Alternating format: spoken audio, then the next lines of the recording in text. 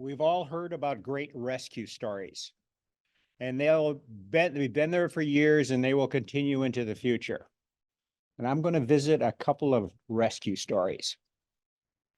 One of the first one that comes to mind took place in 1957, before most of you were ever on the planet. And that involved the rescue of people off the Andrea Doria, which was a ship at sea that collided with the Stockholm, which was another ship. And the Andrea Doria was a luxurious liner that sank, but they rescued about 270 people. It was monumental. Then in 1987, there was that rescue in Texas of the baby that had fallen down the well shaft, whatever, and it was televised and then everything else. And then the next one comes to mind is in 2010, the rescue of the Chilean, the miners from Chile. I think there were 28 of them. But there's another story that goes unpublished, and it took place in Rochester last Sunday, April 28th. You didn't hear about it, did you, Carpegum? Didn't hear about it. That's because it was done with such grace and done with such polish that there was no point in even talking about it. I was heading home. It was a rainy day, much like this. And I'm heading up the hill, and my neighborhood is graced with the presence of two mallards, a pair, a male and a female.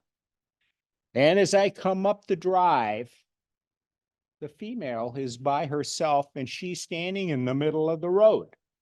This is what we call a dumb mallard. And she's quacking, quack, quack, quack. And she's wandering around the storm drain. Oh my goodness. There's no male there, and perhaps the male has gone down the storm drain.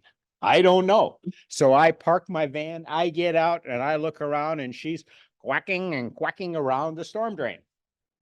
So I get down on my hands and knees in the driving rain to see if there's anything in the storm drain. Can't see anything. So I look at the duck. I can't do anything for this duck. She's not a smart duck standing in the middle of the road in the rain. So I go on my way.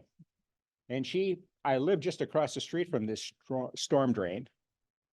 And she continues to circle the drain, quacking. And if you ever heard a duck quack for a consistent period of time, they make a lot of noise. It's getting to be a bother. So I get looking out there and somebody else has stopped. And they parked their car and they're leaning over the storm drain with their cell phone flashlight. They've discovered something. Oh, God. It's raining out there. So I got there with my umbrella. Said, what do we got here? We've got chicks in the storm drain. Oh, quack, quack, quack. It just won't end. Try to get, now we got to see if we can rescue the chicks. So we're looking at it. You can't get at them. You can see them. They're down about that far. Not sure how many are in there. They're not making any noise, but you can just barely make out their chicks there. So a special net was secured, a very special, a chick rescuing net. A policeman comes down the hill. They pull off the grate. We've got a half a dozen cars parked in the middle of the road. It's raining like hell, and quack, quack, quack. And we start to extricate the chicks from the storm drain. And just like when they brought the miners out of the hole, the first one comes up, and the chick is not very happy. And we release it to the grass and immediately goes over to mom. Quack, quack, quack. Now we're looking for more. We don't know how many are down there. Up comes chick 2. Then chicks 3 and 4. This is a major rescue thing. Then comes up chicks 5 and 6.